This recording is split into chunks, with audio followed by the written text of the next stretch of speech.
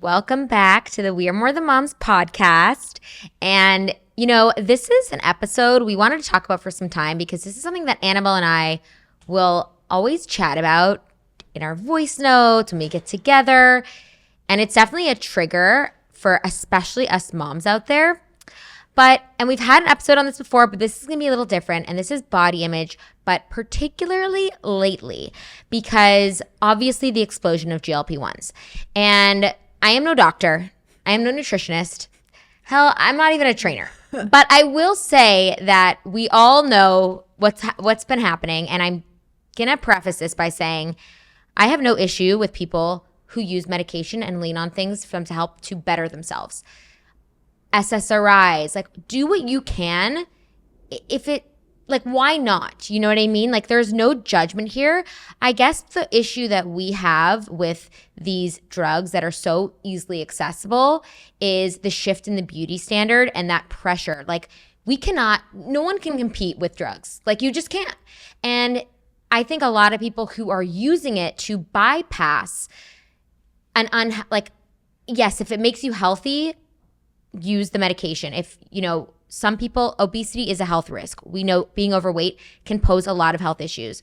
But if you are using drugs to bypass the normal human experience as it relates to your physiological needs. And motherhood and postpartum. Yeah. Then as a quote unquote cheat code so you can be a size you're not meant to be, that is shifting the unrealistic beauty standards. And that is something as two postpartum moms that we have been struggling with. And we hear a lot about women who are just had a baby and I'm just going to go on Ozempic and lose it. So let's talk about it. Yes, let's talk about it. So this really came up because I was out a couple of months ago when I was about 3 months postpartum. And I met a girl and she told me she's lost 40 pounds in 5 months. Being postpartum. And I was like, oh my God, what are you doing? Tell me everything. And then someone else told me that she was actually on Ozempic. And for me, that was it's this false standard that is an unrealistic standard per what you said of us trying to attain that. Because I truly believe this is now my second time postpartum. It's a slow burn. It takes time to fit back into those jeans. It takes time to get into a routine that works. There is no quick fix in this postpartum body image stuff. It also takes time to relearn how to love your body and all that it's created. Yes, I am so grateful for what it created, but it is still hard for me when my jeans don't fit, and both can be true. But I think all of this talk about GLP-1s and Ozempic and all that and other people going on and having that quick fix, you become oh my God, do I need to that? Not that I would do that, but it's just more of I feel I don't know, it needs to be faster, even though I know that it's a slow process. And Dale and I are now, I'm 5 months-ish postpartum, Dale's 10, 11 months postpartum. So I feel we can talk about this now because we're kind of out of the early days, but have the right perspective coming out on the other side. We're definitely, at least I'm not, definitely not back into my normal weight and my normal jeans and all of that. But I am allowing myself the time and space to get there. And I'm doing a lot more weight training now and focusing on being stronger and longevity instead of the quick fixes that I know maybe I could do, diets and things, but I'm not going that route. Yeah, it's so hard to see it and be oh, but there's a quick fix. Or again, the shift of beauty standards is so low now that it's I guess how I feel. Even as someone who's very fit, very active, I take my health and wellness very seriously. It just has shifted so much into such extreme patterns and extreme thinness that it's just highly unattainable for a lot of people. And I think we are in such a vulnerable state postpartum, and we want to get back to ourselves so bad. We want to feel good again. And again, there's no shame in turning to medications if it's helpful. But I think for moms who've just had a baby and that are I need to get back to my body, give yourself time, because rushing into anything, rushing weight loss can have very long-term effects. First of all, on your beauty, on your skin, rapid weight loss means that you will see aging way quicker. And on your bones. On your bones. I firsthand have people in my life who have osteoporosis, and let me tell you, that is scary as hell.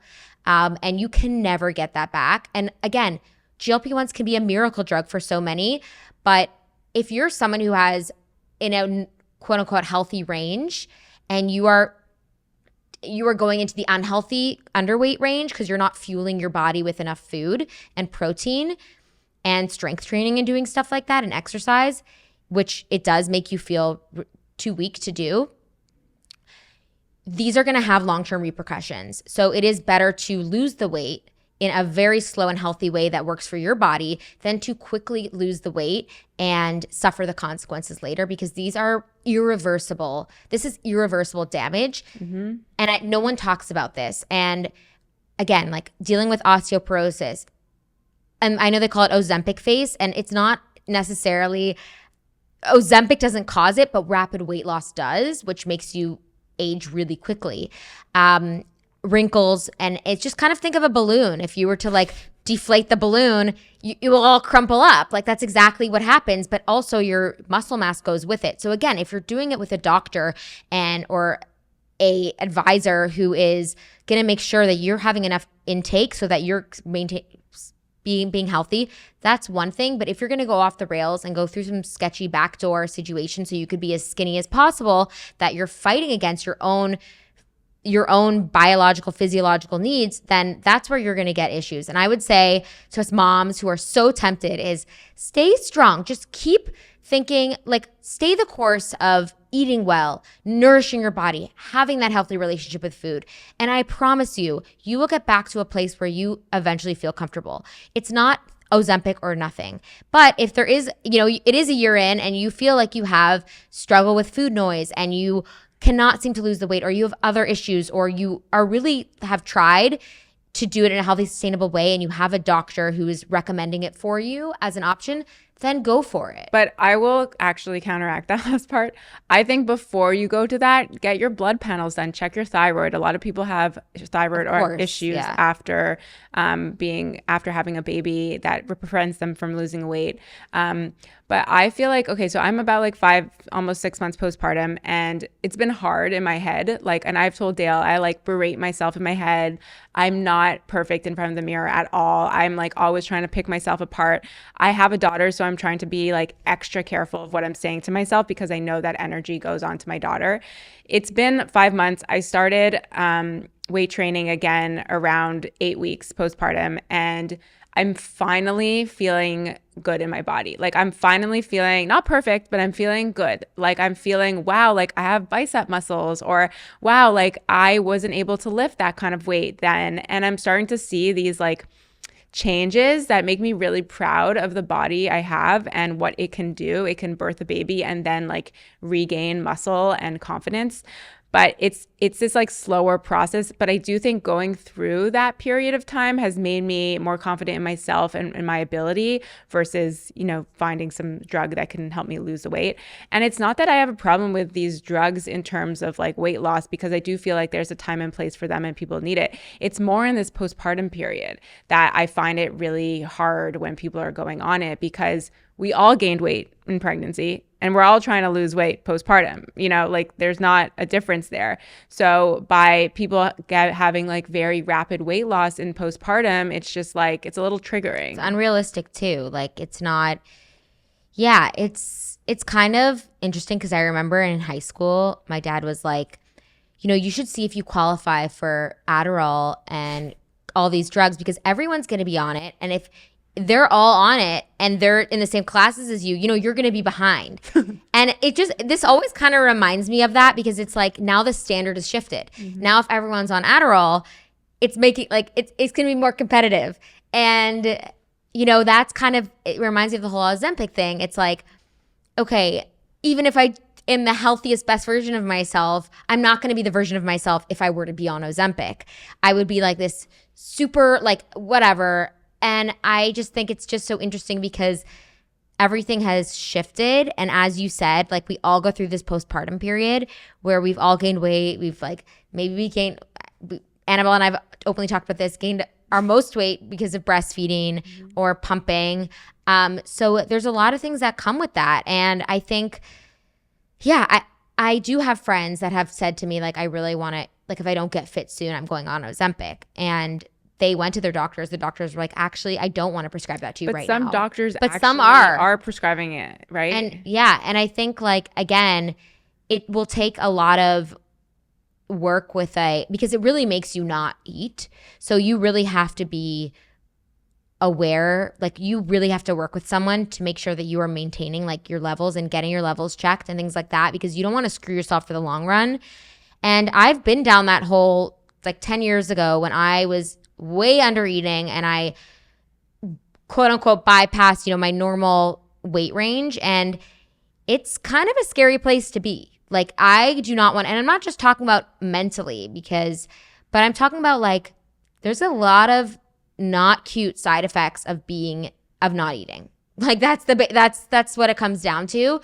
So again, if you're someone, maybe you're overweight and Ozempic or Mounjaro, whatever, can get you to a point where you're eating normal and no food noise, that's great. But if you're going to try to lose rapid weight loss by starvation, that's not going to help you in the long run. Yeah. And I always like to think about this as like, we want to be strong for our kids. That's the goal. The goal is not to be skinny for our kids. The goal is to be strong for our kids, that we can still run after them, that we can be grandparents and like still be running after our grandkids, that we have the energy to sit with them and do their homework and spend quality time with them. Like when I think of the goal, that is the whole point. So when I sometimes get in the whole rabbit hole of like comparison, I'm like, that person got so skinny. Like, how did she lose all the weight? I'm like, okay, but my personal goal, like blinders on, let's focus on me. My personal goal is to be strong for my kids. Okay, I'm doing my weight training. I'm eating well. Like, this is how I'm going to be strong for my kids, and try to like block out the noise, similar with a lot of other things in motherhood, and like focus on yourself, because like to each their own, honestly. Like I think in motherhood, there's just so much noise about everything, not just body image, but just everything. And the best thing we can do for ourselves is to just put blinders on and focus on like what is our personal goals, whether it's for body image, losing weight, or it's for breastfeeding or sleep training or anything that else has this like so much controversy. But I'm curious, Dale, so Dale also has another account called Sweats in the City, and she's very much in the fitness world. And I remember when you first had Leo, your first, and you went right back into leggings and working out in a sports bra and leggings. And I was like, oh my God, thank God that's not my job. Like I cannot be in that tight outfit right now and being seen. Like, how is that for you, going back into a world that, you wear like the tight clothes, you go to classes where people are like very fit. Some people are moms, some people are not. But how is that as it relates to body image postpartum? So interestingly enough, I'm so much more confident than when I started the account. I think I needed to go through a whole journey myself and work through that stuff to get there, because I have this new appreciation for my body. Like, as moms, like I keep thinking, when I think about, oh, I could be skinnier, or I could, all these things, I'm like, my body, like I should be so thankful that even when I treated my body like there's a time I treated it like shit, it still went on and like had my back. And I was a lucky one, because I'll tell you, like a lot of people who restrict, they don't get that opportunity. And yes, when I was conceived my kids, I was in a good place. But even when you screw with your health in the past, that could screw you over for the future. Mm-hmm. So that's something to keep in mind. But I think for me, there were hard moments. I think there were days that I felt really good in my body. I'm like, dang, I just had a baby. Like, yeah, it doesn't look the same, but like, go me. And the other days that I was like, oh my gosh, like I'm standing next to someone or I'm in a class and I'm like, wow, I actually have like a false sense of confidence, and I thought I looked better than I did. So there's always some days I'm more confident than others. And then there's like, you're getting dressed and you're like, oh, I have nothing like looks good on me. Can we talk about that? The clothes thing? Because like trying to find clothes that fit, it's just like, okay, so you put away the clothes that don't fit, then you buy more clothes. But then I struggle so hard with like opening the box and buying like a couple size up and it still doesn't fit. Like, how do you, like the postpartum wardrobe is just so hard, because you also don't want to buy things that you're going to grow out of in a month, and you don't want to spend too much money. Like Zara and Abercrombie were my best friends. but it's so 100%. hard, especially when you have an event and you want to feel good. It's not That's why even we like love pants. we love the drawstring pants. Honestly, I'm wearing jeans right now, but it's like my first time like this month, I think, wearing jeans, but all about the like Laline, Lisette, and Zacosta pants. But it's like a mind fuck when you buy clothes postpartum. I mean, that's why I'm in leggings most and activewear most of the time. But I will say, like, with the whole postpartum body image journey, like, you have every right to feel good in your body again. And this is not what we're saying. It's not like, okay, you had your baby, accept where you're at. Like, you are in control and you are allowed to feel good. And I also remember around like the 6.5 month mark specifically, I said to myself, I want to feel good again. And, you know, I post about my 6 a.m. workouts, my walking. I started making some more healthier choices. I kind of think also postpartum and pregnancy, like you're eating a lot more than you're used to that you forget. Like I'm not like eating 3 desserts and like eating like I was breastfeeding and about to go into a famine. Like just kind of bringing that back and kind of like, okay, like let me cue into my body. Like what is, do I need to go for a thirds? Like, or am I okay? Like there are these things that I can clock in and be like, okay, let me get back to myself because I do want to feel good again. But also I want to be healthy and I want to feel strong and I want to feel fit. I have 2 kids. Like I want to feel energized. I want to sleep well. Like I want my hormones to be regulated. Like those are just as important.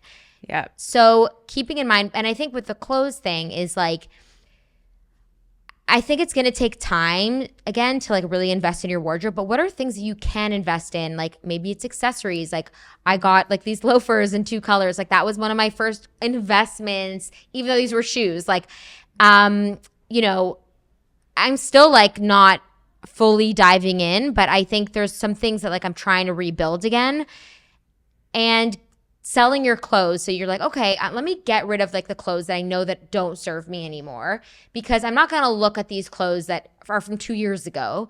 Let's just get that out of my head and get rid of clothes that don't serve me and buy a few things that like I feel really good in right now, whether that's, you know, stuff from Zara that's less expensive or maybe like a more of an investment piece that can grow with you. I love that. And like nice jackets, earrings, shoes. I love all the like side accessory pieces that you can feel good in and then maybe weight on the jeans. And I love the stretchy pants. I wore stretchy pants every single day. I was obsessed with those all through pregnancy too. They're like a great investment to have.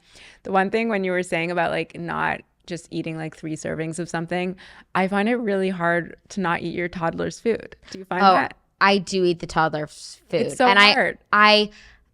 I know that's like one thing for sure, but I feel like I'm a lot more mindful. Like one thing I was doing, I'll tell you one thing that like really changed the game for me was I would put my kids down at 7:45. I would eat with my kids like a small mini snack or like a mini dinner, which was like eating their leftovers. Put them down. It's like 7:45. I'm exhausted and my husband and I would order in and my like release was just to eat dinner and dessert and snack and everything. And then I would go to bed. And first of all, my night was cut so short because I wanted to be in bed by, 9:30, 10. So then I started doing my early morning wake ups, which means that I'm up at 5:30. And I was like, I can't be spending my whole night. Like I can't start my dinners at 7:45. So why don't I start cooking for the family, eat dinner with them at around 5:30. When they go down for a nap, if I'm still hungry, I will have a snack. But then I get in the shower, do my night routine, get in bed, wake up and get to it. And I think that little shift of like of how had such a major impact on what I was doing, how I was eating food and how I was consuming. And I was like, how I was before was just eating as like a stress reliever, I guess, that I didn't need because it was like, oh, the end of the night, I'm exhausted, I'm tired. Like I need that. And then I switched to, okay, I'm going to be mindful. I'm going to cook meals. And like, if I'm still hungry, I'm going to eat, no one's going to bed hungry here, but I'm just going to be a little more mindful. I love that. I always eat at 5 with my kids, 5:30. I do not consume anything after. Honestly, I like get into bed after my kids go to bed with my Kindle or with my journal or chatting with my husband. Like I try to stay upstairs after my kids go to bed. But one thing recently I've added, actually you sent me this. There was a podcast episode with Dr. Stacey Sims, who now I love because of you. She was on the Mel Robbins. Yes. Podcast, and she was saying not to do fasted workouts and to eat 30 minutes after you wake up, because if you don't eat within 30 minutes, your body signals high cortisol. And to show that you're safe in your body needs to have some food in order for it to feel safe. And so what I was doing is I wake up usually around like 5:30, and I was doing my workout, and then I would eat after that. But now what I've been doing is I'll have a little smoothie. Like I'll make a big smoothie, and then I'll have half before my workout and half after. So I'll have a smoothie at like 5:30 a.m., which feels for me so weird because I'm someone that only ate around like 9 a.m. But so now I have this smoothie beforehand. I feel stronger. I feel more full. I feel stronger in my workouts, and I feel like I'm just doing better, like able to lift heavier and all that. And then I have the rest of my smoothie right after, and I put this protein powder called Equip. If you're listening, please sponsor us because it's the best protein. Whey protein doesn't do well for my stomach. I don't know about you, but this is like grass-fed beef protein. So I'll put like some of that, and then I'll put amino acids in it too, because I've been learning about how that's good for our bodies. And it's really good, and it's easy to get the protein in and the calories in and the nutrients in. And then after, I'll have like a normal breakfast. But this is like my quick, quote unquote, fix before I work out, so that I'm not fasted and so that my body is not going up in cortisol and my hormones are going out of whack. And I'm going to go get also, now that I'm like around 5-6 months postpartum, I'm going to get a hormone panel done, probably at Solus Health. And I want to just kind of see where my thyroid's at and where my other hormones are at, since, the postpartum phase has a way of shifting things around for you. And I want to go back to the fasted workouts and the intermittent fasting, because that was like it was more of like a huge trend a few years ago, but there's been so many studies that show that it's not for women, especially if you're trying to conceive, because your body doesn't feel safe. Or if you're postpartum too. If you're So there's a lot of studies that show that it's actually not great for women. And that these studies were done on men. I've never been someone who's been, I'm such a breakfast person. Like I need my breakfast. I look forward to it. So yeah, when I wake up, even before a class, I'll have like a bite of a banana, maybe a couple bites, and then I'll do like a coffee, and then I'll add my like nut milk creamer. And like, that's just enough for me to like get some calories in, to get a little like something in. And then I have my full like protein packed breakfast after. Because especially now with eating at an earlier dinner, and I wake up earlier, like I'm going to be a little hungry, but not like too hungry. And I typically wake up very close to when I'm about to work out. But I think it's very important that as women, we understand that our hormones are, so much of what we eat is impacting our hormones. So we don't want to screw around with that.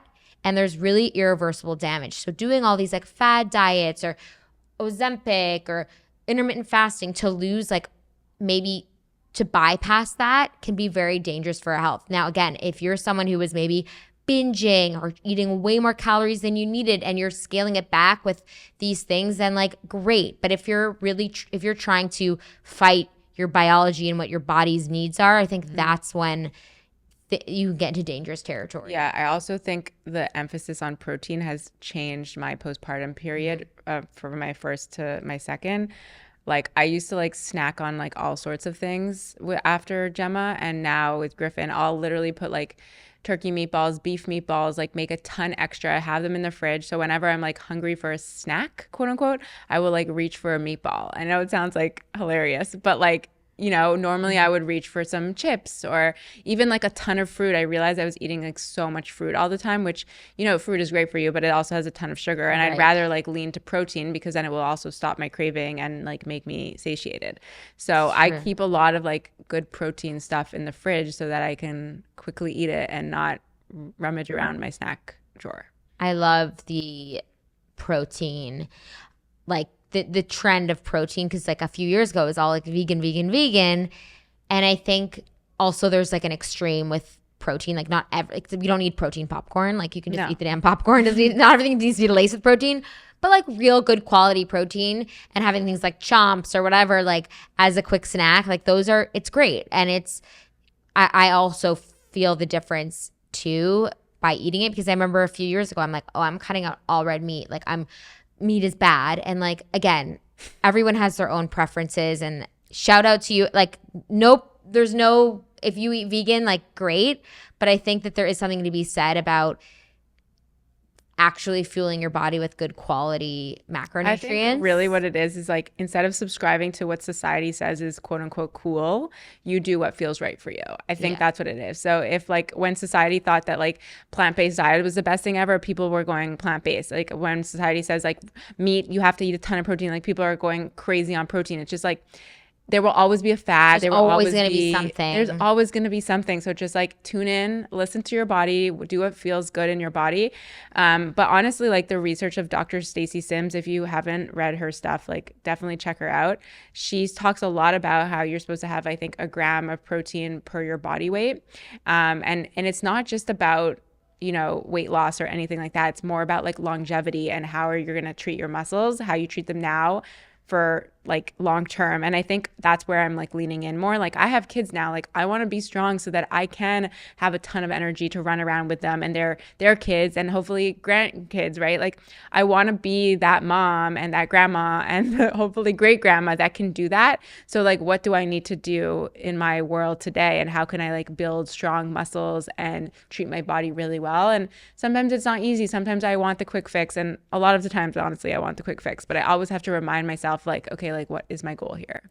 And the long-term implications of you know, getting those quick fixes. Like what do they mean long-term? And no one talks about that. Everyone always talks about that quick before and after, but nobody talks about the long-term implications. Yes. And I think that's something we need to think about. So all I'll say is, if you are thinking of GLP-1s or anything, again, I'm not a doctor, but talk to your doctor and do it in a smart way.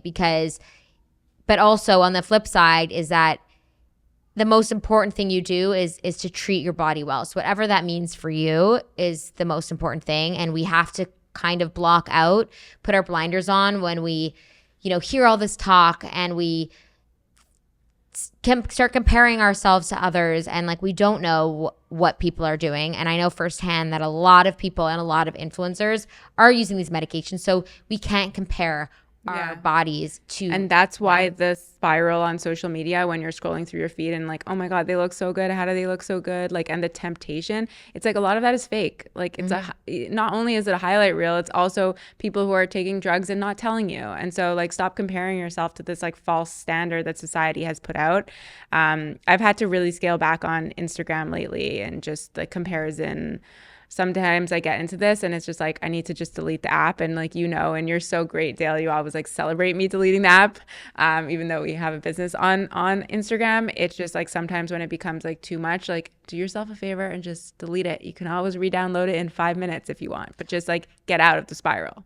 And also on another note, like you can also mute people that, there was like a couple people that just like triggered me, and I didn't realize how much mental like an impact it had on me, and I muted them. And like all those, I looked back at my 2 months, I'm like, oh my gosh, like I actually haven't had those comparative thoughts since I muted them. Yeah. So that's. And one other thing I want to say about like the actual like weight loss journey and the process after you have a baby is that I used to think that I had to go to like a 60-minute class every day.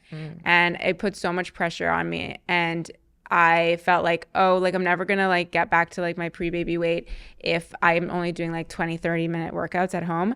But honestly, like it's been so great. I have a program I follow for weight training, you know, Monday to Friday. That's it. Weekends is like my time to do whatever I want, walk, go to Pilates if I feel like it.